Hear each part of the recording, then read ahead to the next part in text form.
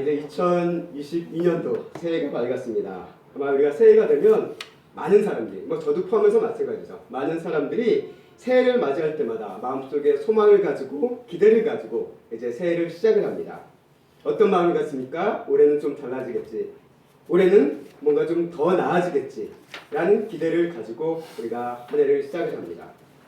그런데 우리의 현실은 어떻습니까? 우리가 이런 기대를 가지고 새해를 시작을 하지만 실제 우리의 삶의 현장 속에 들어가면 우리의 기대와는 다르게 작년과 다를 바가 없는 매일의 현실을 우리가 경험하게 됩니다. 그리고 그 현실과 작년과 똑같은 그 현실 속에 있으면서 우리의 기대는 어느 순간 사라지고 꺾여버리는 우리의 모습들을 흔히 보게 되었습니다. 마음을 잡고 새롭게 뭔가를 시작해보려고 하지만 작심삼일이 되어지고 또 마음의 힘을 잃고 어느 순간 주저앉아 버리는 우리의 모습들을 늘 보게 되는 것을 저 스스로도 경험하게 합니다. 우리가 이렇게 새해를 시작할 때 우리에게 새로운 것을 기대한다는 것, 새로운 것을 희망한다는 것, 그거 중요합니다. 그런데 이 기대와 희망이 꺾이지 않기 위해서 더 우리에게 필요한 것이 있다는 것입니다. 무엇이 필요할까요? 바로 새 힘이 필요합니다. 기대와 희망을 끝까지 붙잡고 갈 수 있는 새 힘이 우리에게 필요하다는 거예요. 힘들고 지치고 낙마하고 넘어진 자들에게 필요한 것은 무엇입니까? 그들이 일어날 수 있는 새 힘이 필요하다는 것입니다. 우리의 삶을 보십시오. 매해 새해를 수많은 시간들을 겪으면서 신년을 맞이하고 신년을 맞이해서 여기까지 왔습니다. 그때마다 우리는 기대를 가졌고 희망을 가졌습니다. 그런데 어떻습니까? 얼마 지나지 않아 우리의 기대는 꺾이고 우리의 희망도 꺾이고 그리고 내가 어느 순간 주저앉아 있는 모습도 보게 됩니다. 오늘 우리가 볼 이사야서 말씀, 오늘 말씀 속에서도 이렇게 시작을 합니다. 이스라엘 백성들이 현실 속에 그들이 가졌던 기대와 소망이 꺾여서 하나님 때 한탄하고 있는 장면이 오늘 말씀으로부터 시작을 합니다. 오늘 이사야서 40장 27절 말씀 우리 세 번역으로 됐는데요. 함께 다시 한번 읽어보도록 하겠습니다. 시작. 야곱아 내가 어찌하여 불평하며 이스라엘아 내가 어찌하여 불만을 토로하느냐. 어찌하여 주님께서는 나의 사정을 모르시고 하나님께서는 나의 정당한 권리를 지켜주시지 않는다 하느냐. 아멘. 이스라엘 백성들이 어떤 상황일까요? 이 이사야서 후반부는 이스라엘 백성들이 포로 시대의 상황을 이야기하고 있다라고 얘기를 합니다. 이스라엘 백성들이 나라를 잃었어요. 모든 삶이 망가졌습니다. 나라도 잃고 떠나서 바벨론이라는 타향살이를 하고 있는 그런 어려운 현실 속에서 이스라엘 백성들이 하나님 앞에 얘기하는 거예요. 하나님은 우리의 사정을 모른다. 내 삶의 현실을 모른다. 하나님께서는 나의 삶의 어떤 정당한 권리, 나에게 좋은 일이 일어나는 일들을 지켜주시지 않는다라고 이야기하고 있다는 거예요. 그렇게 한탄을 내뱉는 장면이 오늘 이 27절의 말씀인 것을 우리가 보게 됩니다. 하나님께 대한 기대와 희망이 이젠 꺾인 거예요. 하나님 내 사정을 너무 몰라. 하나님은 나의 권리를 지켜주지 않아. 그렇다면 내 인생이 지금 이렇게 될 이유가 없어 라고 하며 이제 그것이 지속되어지고 반복되어지자 그럼 하나님께 기대하고 희망하는 것은 아예 내려놓자 라는 그런 마음에 품기 시작했다는 것을 오늘 말씀을 통해서 우리가 느끼게 됩니다. 나는 이렇게 힘든데 이렇게 억울한데 왜 하나님은 나를 몰라주시냐는 거예요. 우리가 사는 현실이 어려울수록 우리의 삶이 힘들수록 우리는 그런 마음을 갖기 쉽습니다. 하나님이 나를 외면하고 버리는 것 같아. 하나님이 나의 기도는 안 들어주시는 것 같아 라고 생각했던 순간들이 우리에게도 많이 있습니다. 그런데 오늘 말씀이 얘기합니다. 이렇게 기대와 희망을 놓아버린 이들을 향해서 하나님께서 이사야 선지자를 통해서 다시 한번 이런 말씀을 하십니다. 이사야서 40장 28절 말씀인데요. 이렇게 얘기합니다. 너는 알지 못하였느냐 듣지 못하였느냐 라는 말로 시작을 하십니다. 하나님께서 뭘 얘기하십니까? 너는 알지 못하였느냐 듣지 못하였느냐. 무엇을요? 무엇을 알지 못하고 무엇을 듣지 못했냐라고 되묻고 계신 걸까요? 그러면서 이사야서 40장 28절 말씀이 이야기가 쭉 이어지는데 무슨 얘기를 하냐면 하나님에 대해서 얘기합니다. 하나님이 어떤 분이냐? 하나님은 이런 분이다라고 이야기하는 게 28절의 말씀이에요. 결국 그것이 의미하는 것이 뭐냐면 너희가 먼저 하나님을 제대로 알아야 된다라는 것을 선언하고 있다는 거야. 달리 얘기하면 너희가 이런 하나님에 대해서 알지 못하느냐, 이런 하나님에 대해서 듣지 못했느냐라고 묻고 있다는 것이죠. 어떻게 보면 우리가 인생 가운데 우리가 삶을 살아가면서 또 힘겨운 이 세상살이를 하면서 우리의 믿음이, 신앙이 흔들리는 가장 큰 이유 중 하나가 뭘까라고 생각해 봤을 때 하나님에 대해서 우리가 바로 알지 못하기 때문이다라고 오늘 말씀을 얘기합니다. 하나님에 대해서 우리가 은연중에 이렇구나라고 나름대로 생각하는 건 있지만 성경에서 얘기하고 있는 하나님에 대해서 제대로 알고 있는 경우가 생각보다 많지 않다는 거예요. 내가 원하는 하나님, 내가 그려온 하나님은 있지만 성경 말씀이 얘기하고 있는 그 하나님에 대해서는 우리가 의외로 모를 때가 많다는 것입니다. 그래서 많은 사람들이 저도 그래왔죠. 우리가 생각하는 하나님은 어떤 하나님입니까? 우리에게 무조건 좋은 일을 해주시는 하나님이에요. 우리에게 어떤 덕되는 일만 해주는 하나님이에요. 한마디로 복 주시는 하나님이에요. 틀린 말은 아니지만 내 안에 어쨌든 복받고 잘되고 형통하고 되어지는 일만 주셔야 되는 게 내가 생각하는 하나님이라는 거예요. 그런데 그런 내 생각과 다른 일이 이제 내 삶에 일어나게 되어지면 어떻게 됩니까? 하나님을 원망하고 하나님께 대한 기대와 희망을 접어버리는 사람들의 모습을 우리는 보게 된다는 겁니다. 어쩌면 그게 나의 일일 수도 있습니다. 그렇기 때문에 오늘 이사야 선지자를 통해서 우리 그리스도인들 역시 무엇보다도 하나님이 어떠한 분인가라는 것을 먼저 알아야지만 우리는 말씀 통해서 우리가 새 힘을 얻는 하나의 근거가 될 수 있다는 것을 우리가 보게 됩니다. 그래서 오늘 본문에서 하나님께서는 이렇게 얘기하십니다. 이 네 가지 정도를 얘기하시는데요. 28절 말씀에 보면 첫 번째 하나님에 대해서 이렇게 이야기를 합니다. 우리 함께 읽어보도록 하겠습니다. 시작. 하나님은 영원하신 분이십니다. 아멘. 오늘 우리 현대사회에서 에너지라는 게 상당히 중요한 시대가 있습니다. 근데 이 에너지, 주로 이제 그 에너지원으로 우리가 사용하는 게 석유죠. 그리고 이제 전기도 어떻게 보면 석유라든가 여러 가지 자원을 통해서 나오는 거지만 석유가 가장 중요하다라고 아직까지는 중요하다라고 얘기합니다. 근데 이 석유라는 게 무한정이 있는 게 아니죠. 이제 파쓰다 보면 어느 순간 사라지는 거예요. 고갈이 되고 없어지는 겁니다. 그런데 오늘 얘기하시는 영원하신 하나님이다라는 것은 그런 하나님이 아니다라는 거예요. 우리가 생각하는 하나님이 영원하시다는 것은 어떤 의미를 갖고 있냐면 잠깐 존재하시다가 사라지는 분이 아니다라는 거예요. 또 다르게 얘기하면 나중에 사라져버리고 또 하나님께서 어떤 우리에게 은혜를 베풀면 베풀수록 그분의 어떤 능력이 사라지고 소진되어지는 그런 분이 아니다라는 것을 의미하고 있다는 거예요. 영원하신 하나님이다라는 건. 단순히 영원하다라는 것이 어떤 시간을 초월한 시간적인 영원한 그런 의미도 있지만 다른 의미에서도 영원하다라는 것을 우리에게 얘기합니다. 그렇기 때문에 이것이 얘기하는 하나님이 영원하다라는 것은 무엇이냐? 하나님은 소진되지 않습니다. 하나님은 변함이 없으십니다. 그것을 얘기한다면 하나님으로부터 오는 건 역시 똑같다라는 거예요. 하나님으로부터 오는 모든 것은 영원한 것이고 모든 것은 변함이 없다라는 것을 성경은 우리에게 얘기합니다. 즉 하나님의 은혜도 주시고 나면 나중엔 하나님께서 이게 은혜가 고갈돼서 너희에게 줄 게 없다라고 하시는 분이 아니다라는 거예요. 그래서 사람들이 은혜가 없어서 우리가 은혜를 못 받았어 이게 아니라 하나님은 모든 사람들에게 은혜를 부어주고도 충분하고 영원하다라는 것을 성경은 우리에게 얘기하고 있다는 거예요. 네. 하나님의 은혜는 무한하고 끝이 없으시다라는 것을 이야기하고 있는 것이 하나님은 영원하시다라는 것을 표현하고 있습니다. 그렇기 때문에 이 하나님은 영원하신 분이기 때문에 지금 오늘 우리에게도 동일하게 하나님의 풍성한 은혜가 우리에게 향할 수 있음을 믿으시기 바랍니다. 아멘. 두 번째 보겠습니다. 두 번째 함께 읽겠습니다. 하나님은 세상을 창조하신 분이십니다. 아멘. 하나님께서는 모든 것을 창조하셨다라고 성경은 우리에게 얘기합니다.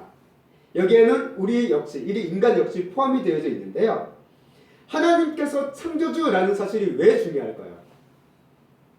그거는 창조주이시기 때문에 우리의 모든 것을 세세하게 다 알고 계신다라는 것을 이야기하고 있기 때문에 그렇습니다. 예를 들면 우리 사람 어떻게 우리 몸을 치료하는 의사에 비유하면 가장 적절할 것 같은데 사람을 치료할 때 생각해 보세요. 사람을 치료하는 사람 중에 돌팔이도 있습니다.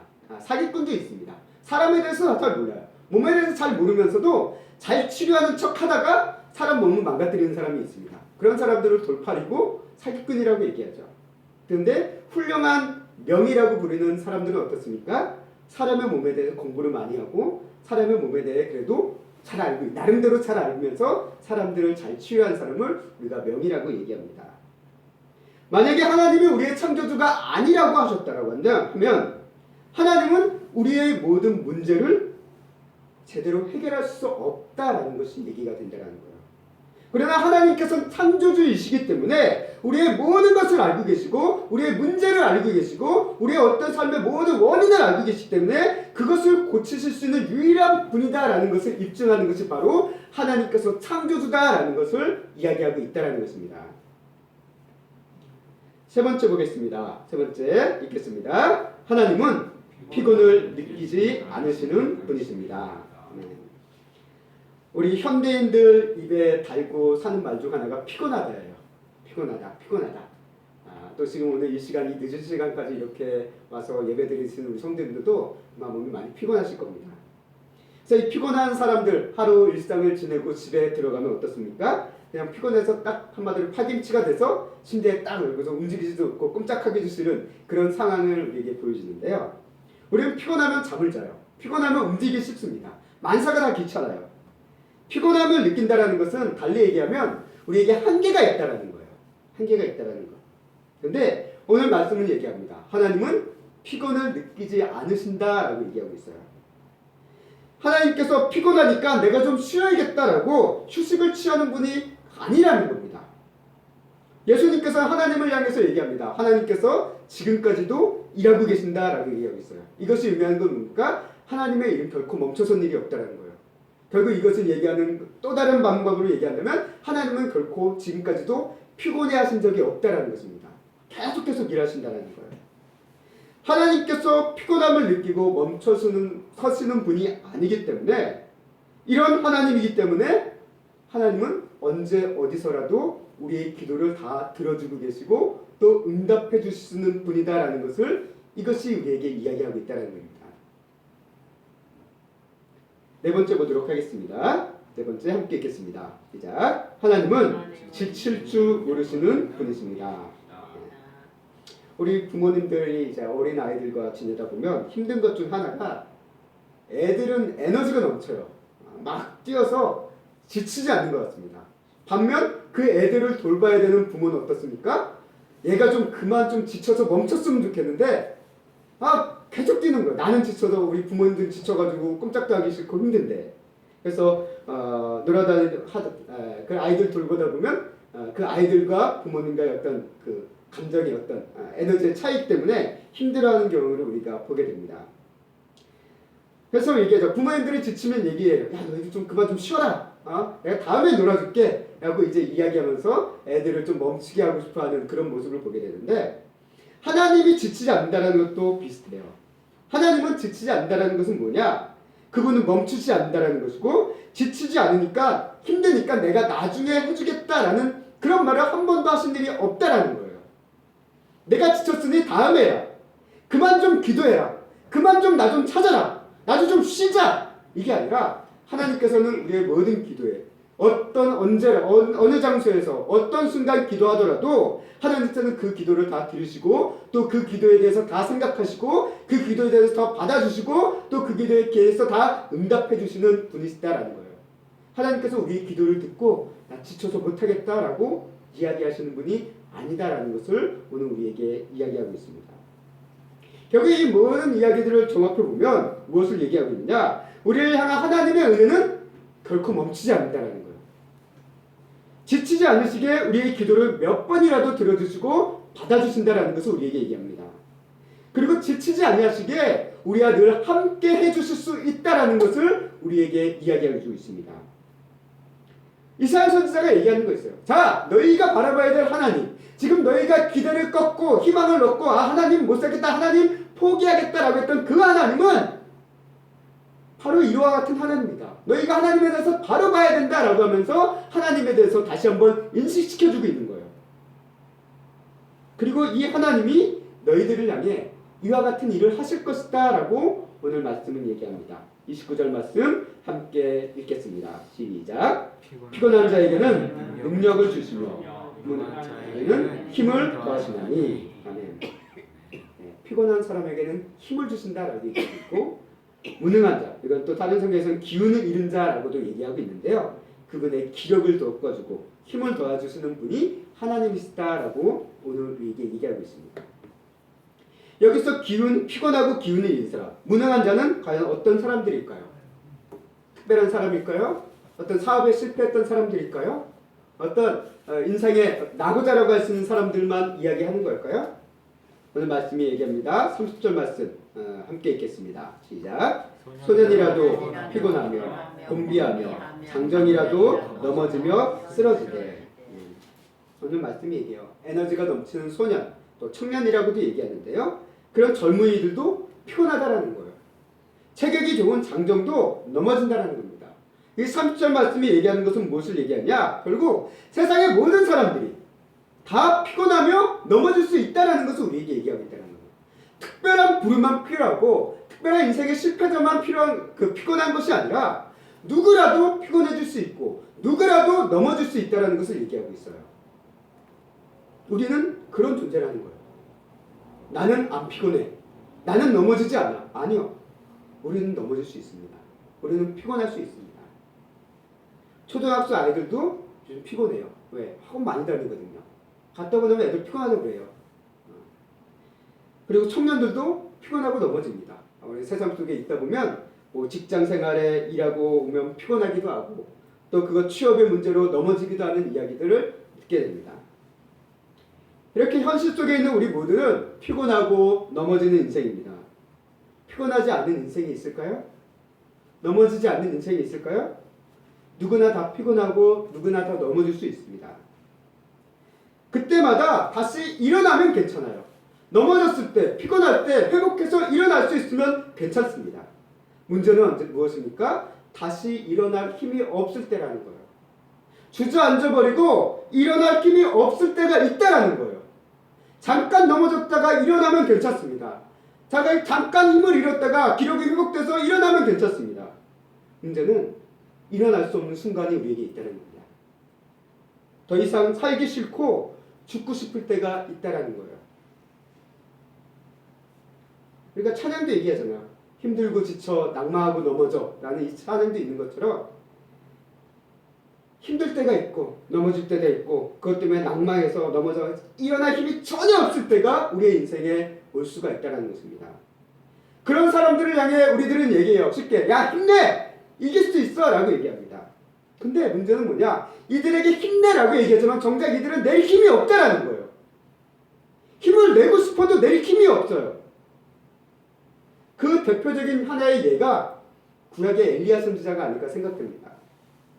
이세벨이라는 악한 여왕, 그로 인해서 핍박을 당합니다. 그리고 또 그의 동조에서 이 엘리야를 사로잡기 위해서 백성들이 혈안이 됐어요. 현상금이 걸려 있으니까. 이 일이 일어나기 직전에 어떤 일이 있었습니까? 엘리야의 갈멜살 사건이 있습니다. 바알과 아세라 선지자들 850명을 도륙하는 사건이 있어요. 그 사건에서 이깁니다. 하나님의 놀라운 기적을 보여주고 그 사건 내가 승리했다라고 하면서 그 이방신을 섬기던 제사장들을 다 쓸어버리는 놀라운 일이 일어납니다. 그러면서 아마 엘리야는 기대했을 거야. 내가 이렇게 승리하는 것을 보여줬고 하나님의 역사가 세상에 드러났으니 이 백성들이 이제는 정신을 차리겠지, 이 나라가 회복되겠지, 이 사회가 변해되겠지라는 인간적인 기대를 했을 거라고 생각됩니다. 저 같았으면 그랬을 것 같아요. 그런데 막상 이 엘리야에게 오는 현실은 뭡니까? 변화되는 건 없고 더 막막한 현실만이 옵니다. 그래서 엘리야는 도망가요.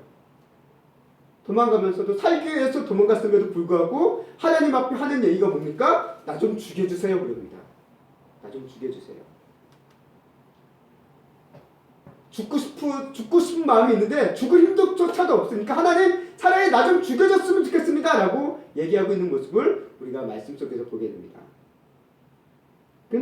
그럼 그가 죽지 않고 40일의 시간을 거쳐서 호렙산까지, 먼 호렙산까지 걸어갑니다. 그렇게 걸어갈 수 있는 힘이 도대체 어디서 난 걸까요? 나 좀 죽여주세요. 나 힘낼 힘도 없어요. 했던 그 엘리야가 어떻게 그 먼 호렙산까지 걸어갈 수 있었을까? 성경이 얘기합니다. 하나님께서 천사를 보내셔서 그에게 먹을 거 주시고 일어나 가라! 라고 이제 얘기하시는 장면을 보여줍니다. 달리 얘기하면 하나님께서 도와주시는 은혜가 있었다는 거예요. 또 달리 얘기하면 하나님께서 그에게 엘리야에게 힘을 주셨다는 거예요. 엘리야는 이 하나님께서 주신 힘을 받고 힘을 낸 거예요. 엘리야 자신이 힘을 짜낸 게 아니라 다른 곳에서 하나님으로부터 힘을 받아서 그 힘을 가지고 호렙산까지 갔다라는 겁니다.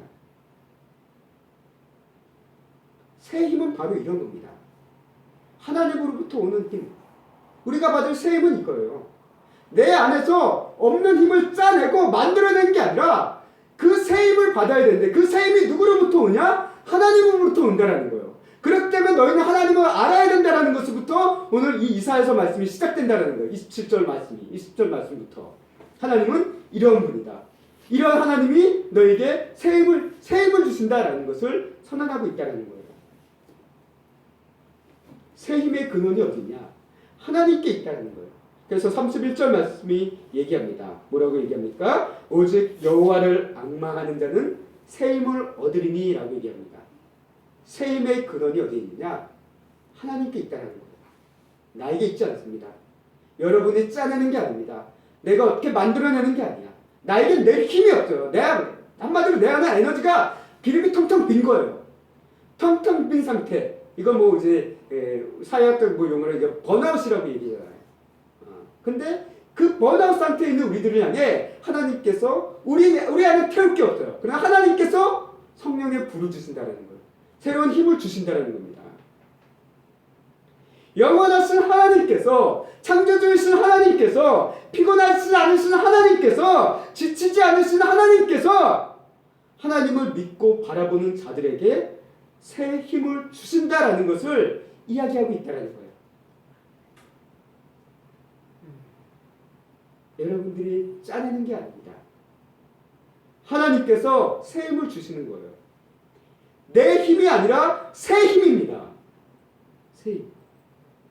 그리고 그 새 힘은 오늘날 성령님으로부터 우리들에게 임하고 있음을 성경은 우리에게 얘기합니다. 그래서 그 대표적인 사건이 언제냐? 오순절 성령 강림 사건. 이때 하나님께서 주신 새 힘의 현장을 우리에게 보여줍니다. 그 오순절 성령 강림 사건 이후에 제자들에게 일어난 일을 한번 생각해 보세요. 어떤 일이 일어났습니까? 이전에 이들이 할 수 없는 일들을 하기 시작합니다. 여러 나라의 말들을 하기 시작합니다.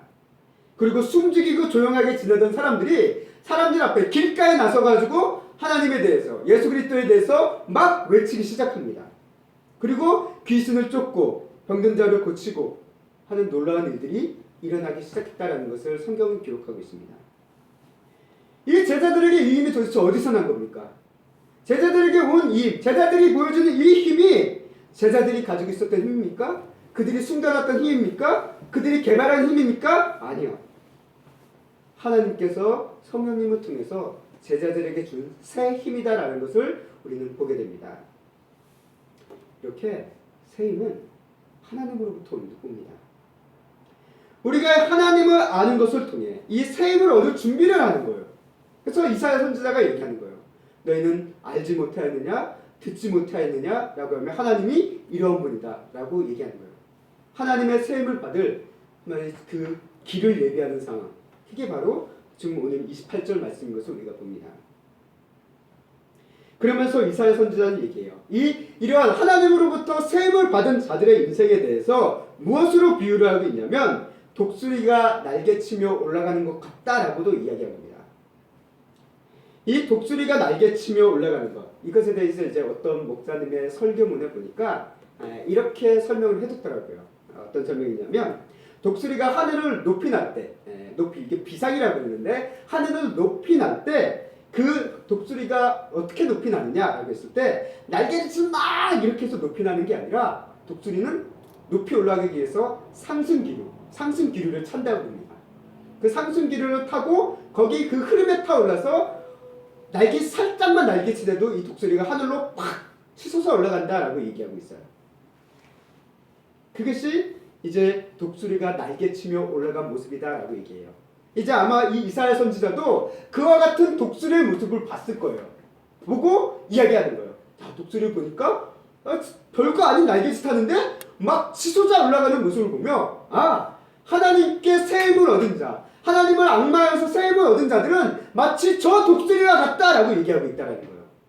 별거 아닌 살짝 아주 짧은 약한 날개짓만 하는 것 같은데 어떻게 저렇게 높이 올라갈 수 있지라고 얘기할 정도로 그게 바로 새 힘을 얻은 사람의 인생과도 같다라고 비유적으로 설명하고 있다는 거예요. 달리 얘기하면 또 이와 같은 것이 아닐까 생각되어집니다.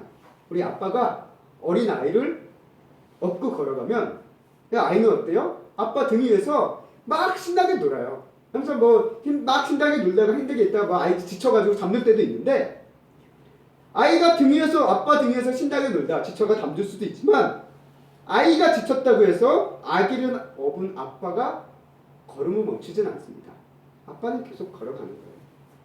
하나님을 앙망하는 자, 새 힘을 얻었다라는 것은 바로 그와 같은 거예요. 성령님이라는 새 힘을 우리가 얻었고 그 믿는 자는 모두 어떻게 보면 성령님께 업혀가고 있는 거예요. 성령님께 업혀가고 있는 겁니다. 그래서 예수님께서 말씀하시죠. 뭐라고 얘기합니까? 수고하고 무거운 짐진 자들아 다 내게로 오라 내가 너희를 쉬게 하리라 라고 얘기하십니다. 왜 예수님께로 가야 됩니까? 예수님께서 쉬게 하신대요.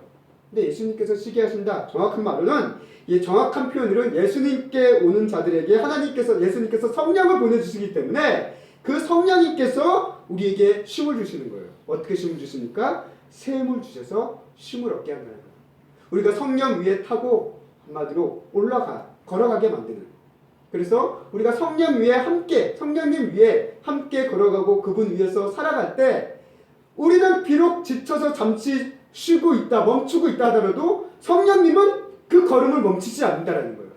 그렇기 때문에 우리는 그 과정 가운데서 하나님께서 걸어가는 그 과정을 바라보면 우리는 지치지도 않고 멈추지도 않고 쉼을 얻을 수 있다는 것을 성경은 이렇게 표현하고 있다고 저는 생각이 되어집니다.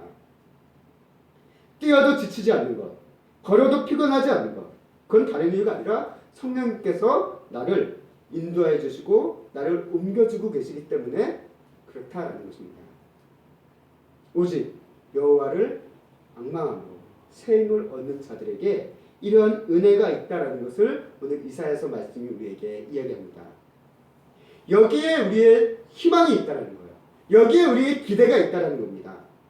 하나님을 앙망함으로 새 힘을 얻어 기대와 희망을 가지고 다시 한번 시작하는 우리 성도님들이 되시기를 또 2022년도가 될 수 있기를 주님의 이름으로 간절히 소망합니다. 이제 말씀을 정리하겠습니다. 2022년 이제 새해를 시작합니다. 날짜는 바뀌었지만 어떻게 우리의 삶의 현장은 크게 바뀌지 않았을 겁니다. 여전히 반복되고 지치고 피곤한 삶을 살아야 됩니다. 이로 인해 알게 모르게 기대와 희망이 꺾이고 우리의 발걸음이 멈추게 될 순간이 올지도 모릅니다. 그런 우리들을 향해 오늘 하나님께서 말씀하신 겁니다. 지금까지 내 힘으로 살다 피곤하기 지친 우리를 향해 다시 한번 말씀하십니다. 내 힘으로 살지 말고 새 힘으로 살라라고 얘기합니다. 우리 한번 읽어보도록 하겠습니다. 우리 함께 한번 외쳐보도록 하겠습니다. 내 힘으로 살지 말고 새 힘으로 살자. 함께 읽겠습니다. 시작. 내 힘으로 살지 말고 새 힘으로 살자. 다시 한번 읽겠습니다. 내 힘으로 살지 말고 새 힘으로 살자. 아멘. 얘는 내가 아무것도 하지 말라는 얘기는 아니에요. 나도 날개짓이라는 수고를 해야 됩니다. 그러나 나의 날개짓의 수고보다 더 높이 나를 수 있게 하는 그 하나님의 새 힘을 주시는 하나님의 은혜를 믿고 사시는 우리 귀한 성도님들이 되시기를 또 2020년도가 되시기를 주님의 이름으로 간절히 소망합니다. 성도 여러분, 예수님을 믿음으로 우리에게 오신 성령님을 통해 새 힘을 얻고 2022년도를 독수리 날개치며 올라간 것 같은 놀라운 은혜가 함께하는 귀한 한 해가 될 수 있기를 간절히 소망하고 기도합니다.